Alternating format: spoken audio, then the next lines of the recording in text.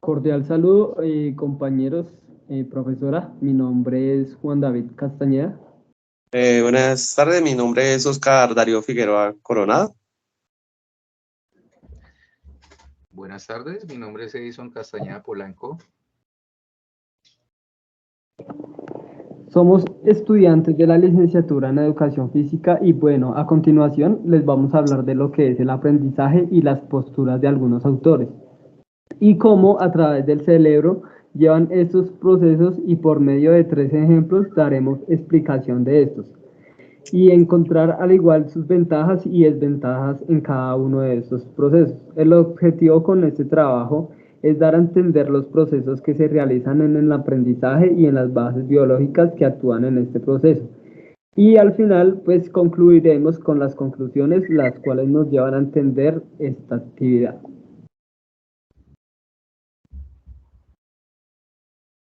Bueno, pasamos al segundo punto que es, ¿qué es el aprendizaje? El aprendizaje es un proceso activo en el que el estudiante construye su propio conocimiento a través de la interacción con el ambiente y con otros individuos. Este proceso se ve influenciado por factores cognitivos y sociales y emocionales y que requieren de la motivación y compromiso del estudiante.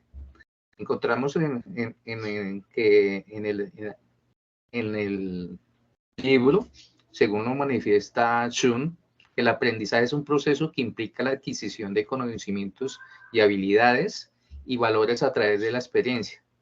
Shun se centra en la perspectiva educativa del aprendizaje, lo que significa que se enfoca en cómo las personas adquieren el conocimiento y las habilidades en un entorno educativo. Bueno, Piaget también nos dice que el aprendizaje es un proceso activo de construcción de nuevos conocimientos y habilidades a través de la experiencia y la exploración del mundo.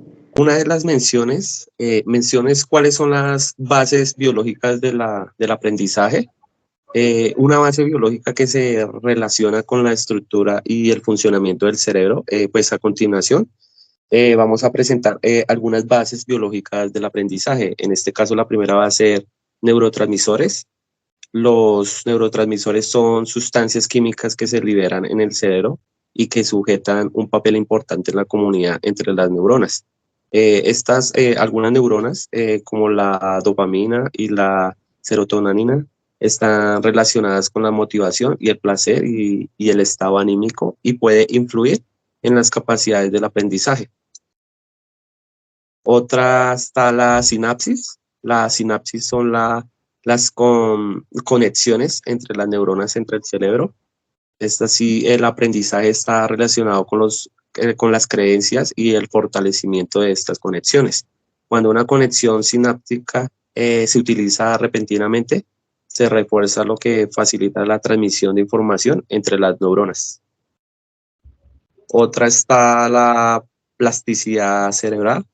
La plasticidad se define a la capacidad del cerebro para cambiar su estructura y función con respecto a la experiencia.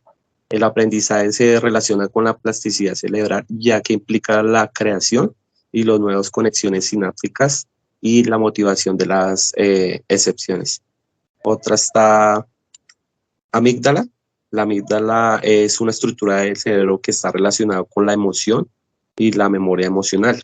La amígdala puede influir el aprendizaje al asociar experiencias con la emoción y almacenar estas asociaciones en la memoria a largo plazo. Hipocampo. El hipocampo es una estructura del cerebro que está relacionado con la memoria y el aprendizaje espacial. El hipocampo puede ayudar a consolidar la información en la memoria a largo plazo y a relacionar todas las conexiones de las experiencias.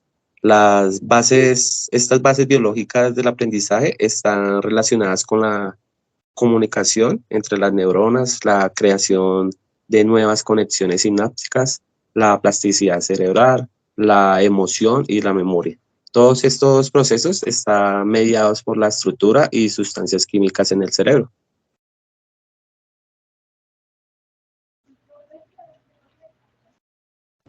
Bueno, ¿qué relación existe entre el aprendizaje y las bases biológicas? La relación que existe entre estas dos es estrecha, ya que el aprendizaje está mediado por procesos neurobiológicos en el cerebro. El cerebro es la estructura principal que se encarga del aprendizaje y su complejidad, y también en la adaptabilidad, y estas hacen que el ser humano pueda comprender y modificar su comportamiento a lo largo de la vida. Bueno, las bases biológicas del aprendizaje implican la interacción de diferentes sistemas y estructuras neuronales. Por ejemplo, el aprendizaje requiere la transmisión de información entre las neuronas a través de neurotransmisores y la creación de nuevas conexiones sinápticas. La plasticidad cerebral, que es la capacidad del cerebro para cambiar estructura y función en respuesta a la experiencia. Este es otro proceso neurobiológico que es fundamental para pues, el aprendizaje. Además, tenemos algo muy importante que es la emoción y la memoria. Estos son procesos que están estrechamente relacionados con el aprendizaje y que también tienen bases biológicas específicas, las cuales son la amígdala, la cual es una estructura del cerebro relacionada con la emoción, la cual esta puede influir en el aprendizaje al asociar experiencias como emociones y al almacenar asociaciones en la memoria. El hipocampo. Esta es otra estructura en la cual el cerebro relaciona la memoria y puede ayudar a consolidar información en la memoria a largo o a corto plazo, relacionándola con otras experiencias. El cerebro. El cerebro es la estructura principal que se encarga del aprendizaje y los procesos neurobiológicos como la transmisión de información entre las neuronas y la plasticidad cerebral, la emoción y la memoria son muy fundamentales para que se produzca el aprendizaje y la modificación de comportamiento humano. A continuación voy a dar algunos ejemplos. Entonces, el ejemplo 1 para el aprendizaje en un niño, un adolescente o un adulto haciendo una de las tecnologías en la vida familiar puede darse de diferentes formas. Por ejemplo, el uso de aplicaciones educativas, plataformas de aprendizaje en línea, videojuegos educativos, entre otros. Pueden ser herramientas para el aprendizaje. Se presentan algunas de las bases biológicas identificadas del aprendizaje a través de la tecnología y las ventajas y desventajas de su uso en la vida familiar. Entonces, a bases biológicas identificadas está la plasticidad cerebral. El uso de la tecnología en el aprendizaje puede ayudar a promover la plasticidad cerebral, a crear nuevas conexiones sinápticas y fortalecer las existentes. El otro es la memoria. La tecnología puede ayudar a mejorar la memoria a través de la recepción de información y el esfuerzo de la recuperación de las mismas. Y por último está la atención. El uso de la tecnología puede ayudar a mejorar la atención y la concentración mediante la interactividad y la retroalimentación que ofrece algunas aplicaciones educativas y videojuegos educativos. Están las ventajas: mayor accesibilidad. La tecnología puede facilitar el acceso a conocimiento y a la información, lo que puede ser beneficioso para que aquellos que vivan en el área remotas o no tienen, digamos, acceso a la educación tradicional. Memoria motivacional. Esta va en el uso de las tecnologías, puede aumentar la motivación y el interés por el aprendizaje al acceso más interactivo y divertido. Y por último está el aprendizaje personalizado. Las tecnologías pueden ayudar a personalizar el aprendizaje, adaptándose a las necesidades y referencias individuales de cada persona. Estas son las ventajas. Ahora las desventajas van el riesgo de la adicción. Esta es el uso excesivo de la tecnología, puede llevar a la adicción y a la independencia de ella, lo que puede afectar negativamente la salud mental y emocional. El otro es el aislamiento social. Estaba en el uso excesivo de la tecnología, donde puede ayudar al aislamiento social y a la disminución de la interacción interpersonal. Y por último está el contenido inapropiado. Estaba en la tecnología, donde puede ayudar a exponer a los niños y los adolescentes a contenidos inapropiados o peligrosos en línea. Este aprendizaje a través de la tecnología en la vida familiar puede ser beneficioso si se utiliza de manera adecuada y equilibrada. Algunas de las bases biológicas identificadas son la plasticidad cerebral, la memoria y la atención. Sin embargo, también hay algunas desventajas a tener en cuenta, como el riesgo de adicción, el aislamiento social y la explotación de contenido inapropiado.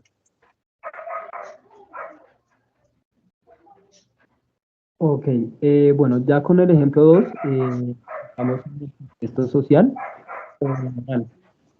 Bueno, esto se da ya sea con otras personas, ya sea en el trabajo o en nuestras cotidianas. La observación, la práctica, la retroalimentación y la colaboración son algunos de los elementos claves del aprendizaje en un contexto social o ya sea laboral.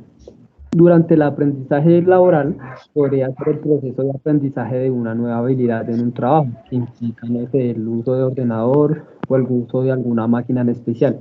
Durante este proceso, lo que es la corteza prefrontal podría estar involucrada en la planificación y organización de las tareas necesarias para utilizar el ordenador de una manera eficiente.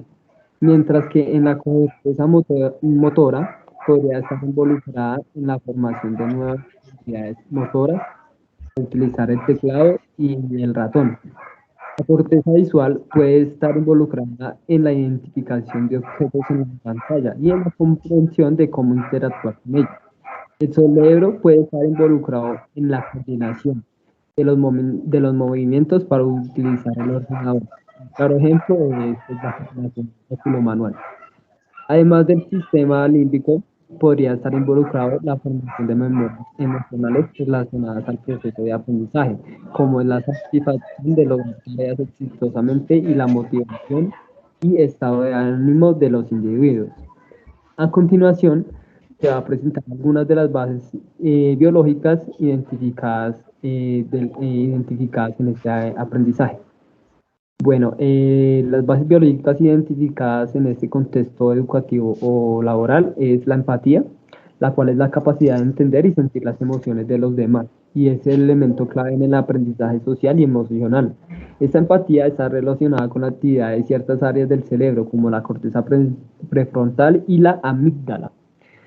La teoría de la mente. La teoría de la mente es la capacidad de entender las creencias, deseos e intenciones de otras personas y es fundamental para la comunicación efectiva y la colaboración. La teoría de la mente se relaciona con la activación de ciertas áreas del cerebro, como la corteza frontal y el lóbulo temporal. La plasticidad del cerebro. La plasticidad cerebral es la capacidad del cerebro para poder cambiar su estructura y su función en respuestas a las experiencias. El aprendizaje en un contexto social o laboral puede promover la plasticidad cerebral a crear unas conexiones sintácticas y fortalecer las existencias. Bueno, a continuación vamos a dar unas ventajas y desventajas de este ejemplo. Las ventajas, entre las ventajas tenemos el aprendizaje colaborativo. En pues, este puede fomentar la colaboración y el trabajo en equipo, lo que puede ser beneficiario para poder resolver los complejos y poder tomar decisiones.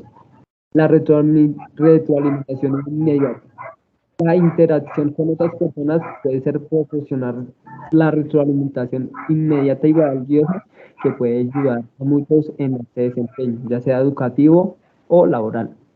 El desarrollo de habilidades sociales. El aprendizaje en un contexto social o laboral puede ayudar a desarrollar habilidades sociales como la comunicación, la empatía y la resolución de conflictos.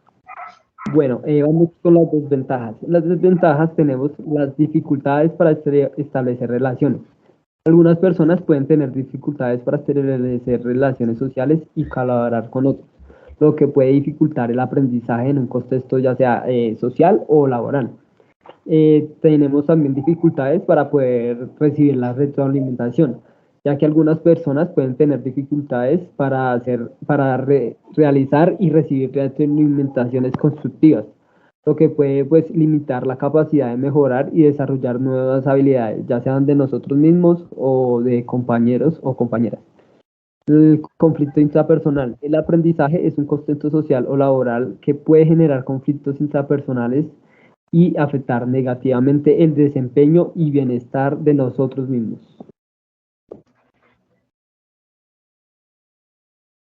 Bueno, en el ejemplo 3, vamos a un ejemplo en el contexto educativo podría ser el aprendizaje de un nuevo idioma, en donde el estudiante comienza aprendiendo reglas básicas del idioma, como la gramática, el vocabulario y la pronunciación. La pronunciación a medida que avanza en su aprendizaje. El estudiante tiene la oportunidad de practicar un idioma mediante la lectura, la escritura, la conversación y la interacción en la cultura del idioma.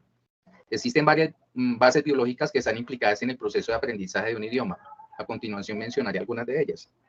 En ese proceso se ve involucrada áreas del lenguaje como el área de Broca y el área de Watkins, que son fundamentales para el procesamiento del lenguaje hablado y escrito. Estas regiones se activan tanto en la producción como en la comprensión del lenguaje. También está la corteza auditiva, que es la responsable de procesar la información auditiva, incluyendo la información del habla durante el aprendizaje de un idioma. La corteza auditiva se activa con un proceso de los sonidos del idioma. La corteza visual, que se activa durante la lectura y la escritura de un idioma y también puede estar involucrada con el procesamiento de los patrones visuales de las palabras y las letras del idioma. La corteza prefrontal está involucrada en la planificación, la toma de decisiones y la memoria de trabajo. Durante el aprendizaje de un idioma, la corteza prefrontal se activa para ayudar a planificar y organizar el aprendizaje. Los ganglios basales. Los ganglios basales son una red de estructuras subcorticales que están involucradas en el aprendizaje motor y la memoria procedural. Durante el aprendizaje de un idioma, los ganglios basales pueden estar involucrados en la formación de patrones del habla y la memoria de las habilidades motoras necesarias para hablar el idioma. Es importante tener en cuenta que en el aprendizaje de un idioma es un proceso complejo que involucra múltiples áreas del cerebro y que las diferentes áreas pueden estar más o menos activas según el individuo y el tipo de tareas del aprendizaje de este idioma. Como lo mencionaba, entonces tenemos las áreas de la memoria es fundamental en ese proceso. Encontramos dentro de las desventajas del aprendizaje mejorar la comunicación. El aprender un nuevo idioma permite que los estudiantes se comuniquen con personas de diferentes culturas y orígenes, lo que puede abrir nuevas oportunidades para la educación, el trabajo y, ¿por qué no, viajar? En el desarrollo cognitivo, el aprendizaje de un nuevo idioma puede mejorar la memoria, la atención, la capacidad de resolución de problemas, lo que puede mejorar el rendimiento académico en general. Enfoque en la cultura. El aprendizaje de un nuevo idioma puede proporcionar una comprensión más profunda de las culturas y la historia de las personas que hablan ese idioma. Entre las desventajas tenemos las dificultades para aprender. Aprender un nuevo idioma puede ser difícil y requiere mucho tiempo y esfuerzo, lo que puede ser desalentador para algunos estudiantes. Dificultad para la práctica. Puede ser difícil encontrar oportunidades de practicar el idioma fuera del aula, lo que puede dificultar el progreso del estudiante. Los costos. El aprendizaje de un idioma puede ser costoso, especialmente el costo de algunos materiales, libros o cursos adicionales con tutores. Es decir, que el aprendizaje de un nuevo idioma en un contexto educativo puede proporcionar muchas ventajas, pero también puede presentar algunos desafíos. Sin embargo, con la dedicación y el enfoque adecuado, los estudiantes pueden superar estos desafíos y disfrutar de los beneficios del aprendizaje de un nuevo idioma. A continuación, pues, daremos algunas de nuestras conclusiones. En conclusión, el aprendizaje es un proceso complejo que está respaldado por una variedad de bases biológicas, donde el cerebro, que es el órgano principal involucrado en el aprendizaje, y varias regiones cerebrales como la corteza prefrontal, el hipocampo, el área Broca y el área de Watkins están implicadas en diferentes aspectos del aprendizaje. Además, la plasticidad neuronal y la memoria, los neurotransmisores y enfoques de atención son otros factores biológicos que juegan un papel importante en el aprendizaje. La comprensión de estas bases biológicas pueden ayudar a los educadores y estudiantes a estudiar estrategias de enseñanza y aprendizaje más efectivos. Es importante tener en cuenta que el aprendizaje no se limita a la biología, sino que también está influenciado por factores psicológicos, sociales y culturales. Sin embargo, la comprensión de las bases biológicas del aprendizaje pueden ayudarnos a comprender mejor cómo funciona el cerebro y cómo podemos optimizar el proceso de aprendizaje.